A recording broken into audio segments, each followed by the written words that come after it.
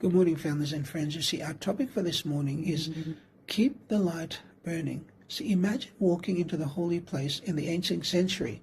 There was no windows, no sunlight, only one source of light, the golden lampstand God commanded Moses to build in Exodus chapter 25. See, the lampstand was no ordinary object. It was hammered from one piece of pure gold, carved with almond blossoms, and kept burning day and night. And every details was a message from God for us today. First, pure gold.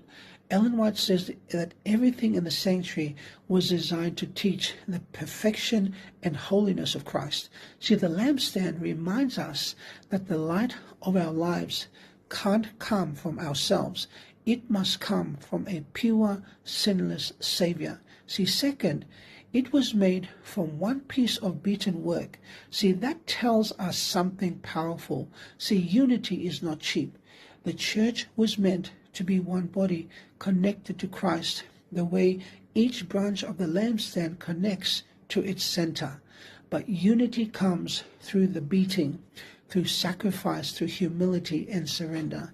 Third, the lamp had 7 branches decorated with almond blossoms. See, the first tree to bloom after winter. It symbolized life, resurrection, and God's faithfulness. See, 7 represents completeness. In other words, God's light is enough. See, His Spirit is sufficient and His grace is complete. But here's the part that speaks to your heart and mind. See, the lamps had to be trimmed every morning and every evening. If the priest did not tend to them, they went out. See, Ellen White picks up with this point and she says, our lamps must be trimmed and burning, or we shall fail to meet the bridegroom. See, yesterday's oil is not enough for today. Yesterday's devotion is not enough for today.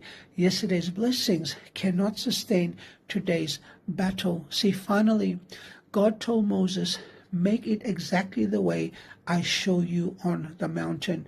Why? See, it's because the earthly sanctuary reflects a heavenly reality. See, our worship, our lives, our ministry must follow God's pattern, not convenience, not culture, God's plan. See, so here's the message of the lampstand. Stay connected, stay filled, stay shining. See, Christ is the light, the Spirit is the oil, we are branches, and when we let Him trim, shape, and fill us daily, the church becomes what God intended, a living lampstand glowing in a dark world.